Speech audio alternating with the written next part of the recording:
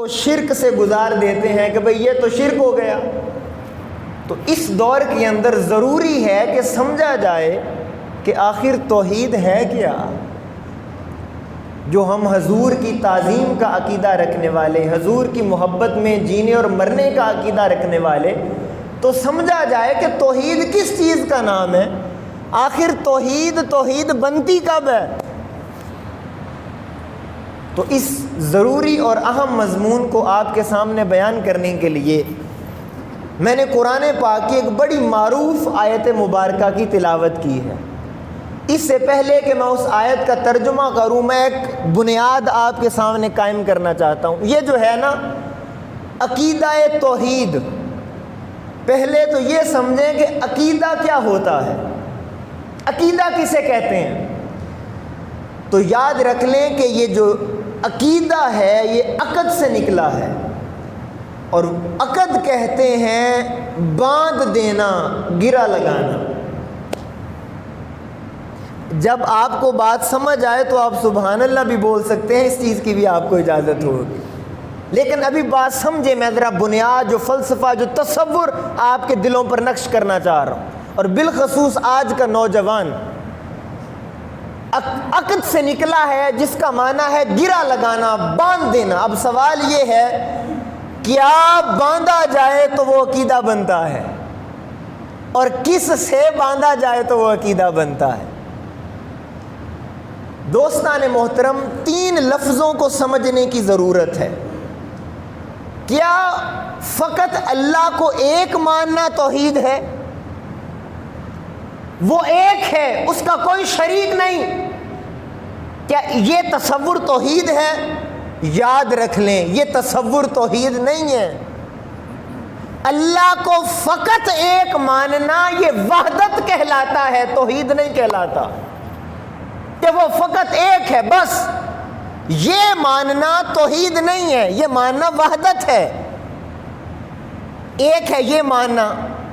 دوسرا ہے کہ آپ نے پہاڑوں کی ہیبت کو دیکھا تو اللہ پر ایمان لے آیا کوئی، کسی نے سمندروں کے حسن کو دیکھا، گہرائی کو دیکھا تو اللہ کی ذات پر ایمان لے آیا، کسی نے دنیا کے خوبصورت مناظر کو دیکھا تو کہا نہیں کوئی ہے، اللہ کو مان لیا۔ تو کیا یہ ماننا کسی دلیل کی بنیاد پر رب کو ماننا توحید کہلاتا ہے؟ یاد رکھ لیں، یہ بھی توحید نہیں ہے۔ کسی فلسفہ، کسی نظریے کی بنیاد پر اللہ کو ایک ماننا بھی توحید نہیں ہے۔ اب آپ سوال کریں، آپ پڑھے لکھے لوگ، اہل علم میری نگاہوں کے سامنے ہیں، آپ کے دل میں اب سوال پیدا ہوگا کہ فرحان بھائی پھر توحید کس چیز کا نام ہے؟ ہمارے تو اسلام کا آغاز ہی توحید سے ہوتا ہے، تو جب محض اللہ کو ایک ماننا بھی توحید نہیں، کسی دلیل، نظریے اور فلسفے کی بنیاد پر بھی رب کو ایک مانا تو توحید نہیں، تو پھر سوال یہ ہے کہ توحید کس چیز کا نام ہے؟ میں یہ بتانے لگا ہوں توحید کس چیز کا نام ہے۔ آپ ایک بار گونج پڑھنی چاہیے سبحان اللہ کی کہ توحید کس چیز کا نام ہے۔ سنیں دوستان محترم، یہ اہل سنت کا عقیدہ ہے کہ اللہ کو فقط ایک ماننا توحید نہیں، نہ کسی دلیل کی بنیاد پر رب کو ایک ماننا توحید ہے۔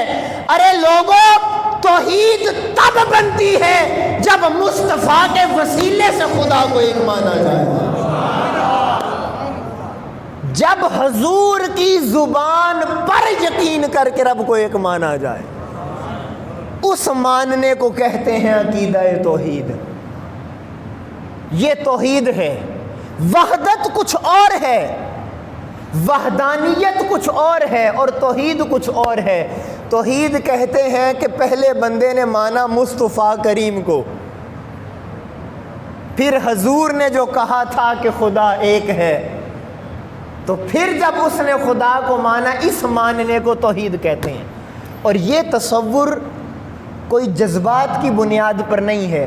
اب اس آیت مبارکہ کی طرف آئیں، وہ فلسفہ آپ کو سمجھ آئے گا۔ یہ سورہ اخلاص سب کو یاد ہوگی، لیکن کبھی آپ نے سوچا اس سورہ اخلاص کو سورہ توحید بھی کہا جاتا ہے؟ کیا کہا جاتا ہے سورہ؟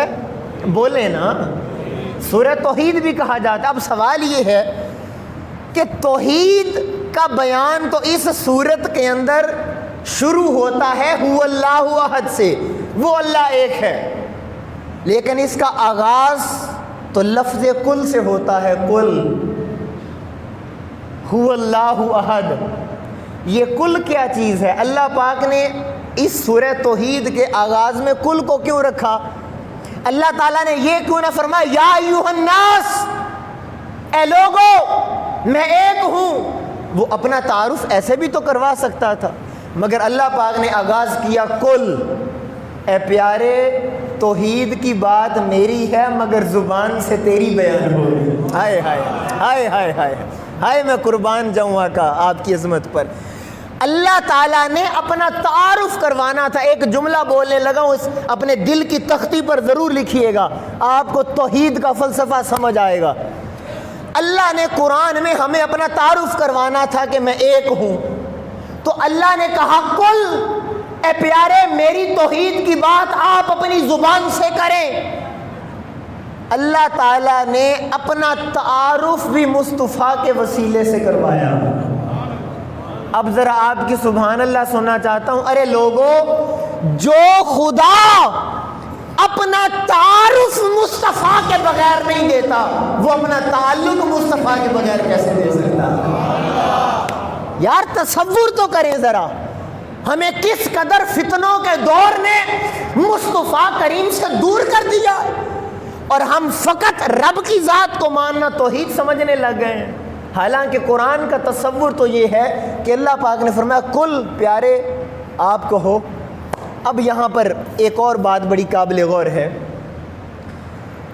کہ یہ جو میں آپ سے بات کر رہا ہوں کہ اللہ تعالیٰ نے اپنا تعارف کروانے سے پہلے مصطفیٰ کی ذات کو سامنے رکھا۔ مثال کے طور پر میں آپ سے کبھی سوال پوچھوں گا، آپ سب نے مجھے جواب دینا ہے، ذرا توجہ کے ساتھ، پوری توجہ کے ساتھ جا کر یہ بات سنیں ذرا۔ اللہ نہ کرے ادھر ابھی میں مین روڈ سے آیا ہوں، ٹریفک تھی، کوئی ایکسیڈنٹ ہو جائے، ایک سمجھانے کے لیے ایکسیڈنٹ ہو، ایک بندہ آئے بھاگا بھاگا اور کہے تمام لوگ میری بات غور سے سنو، باہر ایک ایکسیڈنٹ ہو گیا ہے، اور وہ بندہ جو یہ خبر لائے کہ ایکسیڈنٹ ہو گیا ہے، وہ آپ کے علاقے میں جھوٹا مشہور ہو کہ یہ جھوٹ بولتا ہے۔ اب مجھے آپ سب یہ بتائیں، وہ بندہ جو خبر لائے گا اور آپ کو بتائے گا کہ ایکسیڈنٹ ہو گیا، آپ پہلے اس کی خبر کو مانیں گے یا اسے مانیں گے؟ دیکھیں کہ اگر اسی کی صداقت کو چیلنج کر دیا جائے کہ یہ تو سچ نہیں بولتا، تو جو خود سچ نہیں بولتا اس کی خبر کو سچا کون مانے گا؟ ہائے ہائے ہائے ہائے، جس کی زبان پر ہی چیلنج ہو جائے کہ یہ سچ نہیں بولتا، یہ صادق نہیں ہے، وہ خبر جو دیتا پھر اس کی بات کون مانے گا؟ قربان جاؤں، مصطفیٰ کریم کوہ صفا کے اوپر جلوہ فروز ہوئے، میرے آقا نے کہا اے کفار مکہ، اگر میں تمہیں بتاؤں اس پہاڑ کے پیچھے سے لشکر آ رہا ہے، میری بات مان لو گے؟ سنیے، وہ سب کافروں نے مل کر کہا اے محمد مصطفیٰ ہم تیری بات مان لیں گے کہ آپ سچ کہہ رہے ہیں۔ اب ایک سوال ہے، بھئی تم میری بات کو سچا کیوں مان لو گے؟ اس لیے کہ اے محمد بن عبداللہ تیری زبان سے کبھی جھوٹ نہیں سنا ہے، صلی اللہ علیہ وسلم، آپ کی زبان سے کبھی جھوٹ نہیں سنا۔ اب دوستو سمجھنے کی بات یہ ہے، ابھی تک حضور نے رب کی بات ہی نہیں کی، یہاں تک حضور نے توحید کی کوئی بات نہیں کی، یہاں تک تو حضور نے اپنی ذات منوائی ہے کہ اگر میں تمہیں خبر دوں تو مان لو گے۔ جب ان سب نے کہا کہ ہم مان لیں گے، اب میرے آقا نے اگلی بات سنیے گا اور ذرا مسکرا کے ایک بار سبحان اللہ سنائے گا۔ جب ان سب نے کہا کہ مان لیں گے کہ کوئی لشکر آ رہا ہے، حضور نے فرمایا دیکھو اگر میری زبان پر یقین کر کے لشکر مان رہے ہو تو میری زبان پر یقین کر کے یہ خدا بھی مان لو۔ حضور نے پہلے اپنا آپ منوایا، پھر کہا کہ اسے مان لو۔ اب اگلی بات سنیں، جب اللہ کو منوانے کی بات کی تو وہ سارے کہنے لگے ایسے تھوڑی نا خدا کو مانا جاتا ہے، اے محمد مصطفیٰ ہم تیرے خدا کو دیکھنا چاہتے ہیں، ہمیں اپنا خدا دکھا، ہم اس سے بات کرنا چاہتے ہیں، وہ سنائی کیسے دیتا ہے؟ اب میرے آقا نے وہ دوحا کا چہرہ آسمان کی طرف اٹھایا، اے مالک کائنات میں تو تیری توحید کا پیغام ہی لے کر آیا تھا، تیری ذات کو منوا رہا تھا، یہ تجھے دیکھنے کی ضد کر رہے ہیں، یہ تجھے سننا چاہتے ہیں، تجھ سے بات کرنا چاہتے ہیں۔ اب اللہ رب العزت نے قرآن بھیجا، فقط لبثت فیکم عمرا من قبلہ افلا تعقلون، اے میرے پیارے ان کفار کو یہ اعلان کر، یہ جو مجھے دیکھنا چاہتے ہیں انہیں بتا لوگوں خدا دکھائی نہیں دیتا، میں مصطفیٰ تو دکھائی دیتا ہوں۔ ہائے ہائے، تمہیں خدا دکھائی نہیں دیتا، میں تو دکھائی دیتا ہوں۔ میرا بچپن تمہارے سامنے، میری جوانی تمہارے سامنے، میرا لڑکپن تمہارے سامنے، میں نے زندگی کے 40 برس تمہارے درمیان گزار دیے۔ سنو لوگو، میری زندگی میں کوئی ایک عیب نکال دو، میرے رب کا انکار کر دینا۔ ہائے ہائے، کاش آپ اس جملے کے درد کو سمجھا ہوتا۔ حضور نے رب کی ذات کو منوایا، کیا دلیل دی؟ میری ذات میں کوئی عیب دکھا دو، کوئی نقص نکال دو، رب کا انکار کر دینا۔ اب امتی اپنی نبی کی عظمت پر سبحان اللہ تو بول سکتا ہے، اور مسجد اللہ کا گھر ہے، اور اللہ کا گھر ہوتی عبادت کرنے کے لیے ہے۔ اب ایک جملہ کہنے لگا ہوں، آپ کے چہروں پر مسکراہٹ اور بہار آ جائے گی۔ حضور نے کہا میرے کردار میں، میری زندگی میں، میرے افعال میں، میرے اعمال میں وہ 40 برس جو تمہارے درمیان گزارے، کوئی ایک عیب نکال دو، میں قربان جاؤں میرے آقا پر، وہ کافر ہو کر بھی حضور میں کوئی عیب نہ دکھا سکے۔ ہائے ہائے، وہ کافر ہو کر بھی حضور میں کوئی عیب نہ دکھا سکے۔ دوستان محترم، اب ایک جملہ کہنے لگا ہوں، یہ قرآن اور حدیث کا تصور ہمیں بتا رہا ہے، ارے خدا کو تو سبھی نے ایک مانا، مگر توحید اسی کے پاس ہے جس نے مصطفیٰ کے وسیلے سے مانا۔ اب میں آپ کو، چونکہ آپ پڑھے لکھے لوگ ہیں اور صاحب علم ہیں، مطالعہ سے شغف رکھنے والے، میں کافی چہرے دیکھ رہا ہوں جن کے چہروں پر علم کے آثار نمایاں ہیں۔ جو تقابل ادیان کا اسٹوڈنٹ ہے، تقابل ادیان کا، اب میں بڑی خاص پتے کی بات آپ کو بتانے لگا ہوں، ایک تقابل ادیان کا جو اسٹوڈنٹ ہے وہ اس بات کو جانتا ہوگا۔ سکھ جو لوگ ہیں، سکھ، ان کے مذہب میں بھی کہیں نہ کہیں، یہ جملہ یاد رکھیے گا میں کیا بول رہا ہوں، سکھوں کے مذہب میں بھی کہیں نہ کہیں ایک خدا کا تصور موجود ہے۔ ایون کہ عیسائیوں میں بھی ایک خدا کا تصور موجود ہے، یہودیوں کے مذہب میں بھی کسی نہ کسی مقام پر ایک خدا کا تصور موجود ہے۔ اگلی بات سنیں، بدھ مت کے اندر بھی ایک خدا کا تصور موجود ہے، لیکن آپ پڑھا لکھا ایوان مجھ سے سوال کرے کہ فرحان بھائی اگر ان میں ایک خدا کا تصور موجود ہے تو عیسائیوں نے بھی ایک مانا مگر ان کا ایک ماننا تو توحید نہیں۔ ہائے ہائے ہائے ہائے، یہودیوں نے بھی ایک مانا مگر ان کا ایک ماننا بھی توحید، بولے سکھوں نے بھی ایک مانا مگر ان کا ایک ماننا توحید نہیں، ہمارا ایک ماننا توحید کیوں ہے؟ اس لیے انہوں نے کسی دلیل کی بنیاد پر مانا، ہم نے مصطفیٰ کی زبان پر مانا ہے، اس لیے ہمارا ماننا توحید ہے۔ اور اب آخری بات، تاکہ یہ سارا تصور آپ کو سمجھ آ جائے، دیکھیں یار، قرآن کو ہم سب پڑھتے ہیں، رمضان ہے، تراویحوں میں بھی سنتے اور پڑھتے ہیں، آپ کبھی قرآن کو محبت کی نگاہ سے پڑھو۔ اب مجھے یہ بتائیں، دیکھیں اگر کوئی میرا تعارف کروائے تو میرے تعارف کے اندر جب وہ مجھ سے پوچھے گا آپ کا تعارف کیا ہے، تو میں اپنے تعارف میں سب سے اعلیٰ نسبت بیان کروں گا جو میرے پاس ہوگی۔ آپ سے کوئی پوچھے آپ کا تعارف کیا ہے، پوری توجہ، میں اس آخری لمحے ہیں پھر میں اختتام کرنے لگا ہوں، پوری توجہ چاہتا ہوں۔ اگر آپ سے پوچھا جائے کہ آپ اپنا تعارف کروائیں، اے نوجوان آپ اپنا تعارف کرواؤ، بزرگ آپ اپنا تعارف کروائیں، تو آپ سب بھی اپنے تعارف میں آپ کے پاس جو سب سے اعلیٰ نسبت ہوگی اس کو بیان کریں گے۔ اب قرآن کے اندر اللہ پاک نے ایک اور مقام پر کروایا اپنا تعارف۔ اب انداز سنیں، میں بڑی محبت سے یہ جملہ بولوں گا، مجھے دکھ ہوگا اگر آپ کی زبان چپ رہی۔ اتنی محبت بھرا جملہ میں نے آج تک کسی کے تعارف میں نہیں سنا۔ اللہ پاک نے قسم اٹھائی، کیا سنیے گا، فرمایا فلا وربک، اللہ پاک نے فرمایا پیارے مجھے تیرے رب ہونے کی قسم۔ ہائے ہائے ہائے ہائے ہائے ہائے ہائے ہائے ہائے ہائے ہائے ہائے۔ پھر سنیں یار، پھر یہ قرآن ہے۔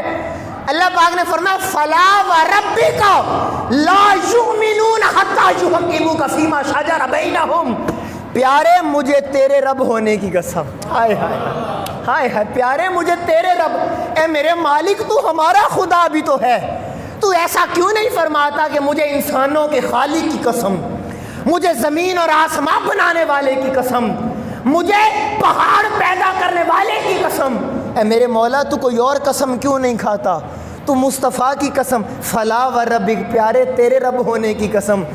جواب یہ ہے، اللہ کی ذات فرماتی ہے لوگوں دیکھو، جب تم اپنا تعارف کرواتے ہو تو تم وہ چیز بیان کرتے ہو جو تمہارے پاس سب سے اعلیٰ ہوتی ہے۔ ہائے ہائے ہائے۔ اور میں نے جب اپنی تعارف اور اپنی بات کروائی تو میں نے مصطفیٰ کے رب کی قسم کھائی، جس طرح مصطفیٰ سے بڑھ کر سچا کوئی نہیں، اس طرح مصطفیٰ سے رب سے بڑھ کر بھی سچا کوئی نہیں۔ اب یہ قرآن پاک کا تصور ہمیں تو یہ سمجھاتا ہے کہ توحید اسی کی قبول ہے، توحید اسی کی معتبر ہے، عقیدہ توحید اسی کا اعلیٰ ہے جس نے مصطفیٰ کے واسطے سے خدا کو مانا ہے۔ اب یقین کریں اس کے اوپر اگر تفصیلات میں جاؤں تو کافی وقت درکار ہے، لیکن میں امید کرتا ہوں کہ آپ کو وہ تصور سمجھ آ گیا ہوگا۔ اگر تو میں وہ تصور سمجھانے میں کامیاب ہوا ہوں تو ایک بار سبھی ہاتھ اٹھا کے سبحان اللہ۔ آخری حدیث پاک سنیں اور پھر اجازت، پھر دعا کرتے ہیں۔ آخری حدیث پاک، اچھا یہاں پر ایک جو بات سمجھنے والی ہے، جو میں نے شروع میں تمہید باندھی کہ عقیدہ عقد سے نکلا ہے، اور عقد ہے گرہ لگانا، باندھ دینا۔ تو آپ کو یاد ہے کہ میں نے شروع میں سوال اٹھایا تھا کہ کس کو کس سے باندھیں تو عقیدہ بنتا ہے؟ یاد ہے آپ کو؟ کس کو کس سے باندھیں تو عقیدہ بنتا ہے۔ میں ایک جملہ سارا نچوڑ اسی کے اندر آ جائے گا، اور آپ کی اب مجھے محبت پتہ لگے گی، آپ کو سمجھ، یہ ساری گفتگو سامنے رکھیں جس میں نے قرآن اور احادیث بیان کی، اب سمجھیں کس کو کس سے گرہ لگائیں تو عقیدہ بنتا ہے۔ لوگوں جب تک اس دل کی گرہ مصطفیٰ کے قدموں سے نہ لگ جائے تو عقیدہ نہیں بنتا۔ جب تک بندہ در مصطفیٰ پر جھک نہ جائے اور بندے کا تعلق مصطفیٰ سے بن نہ جائے تب تک عقیدہ نہیں بنتا ہے، تب تک عقیدہ نہیں بنتا۔ اسی لیے میرے آقا نے فرمایا لا یؤمن احدکم حتی اکون احب الیہ من والدہ وولدہ والناس اجمعین۔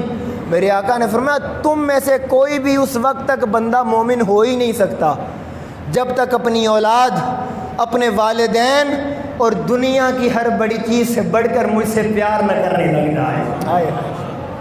میں مالک کائنات کے حضور یہ دعا کرتا ہوں کہ مالک کائنات ہم سب کی اس غلامانہ حاضری کو قبول فرمائے، اور مالک کا جو کچھ کہا سنا ہے اس پر استقامت نصیب فرمائے۔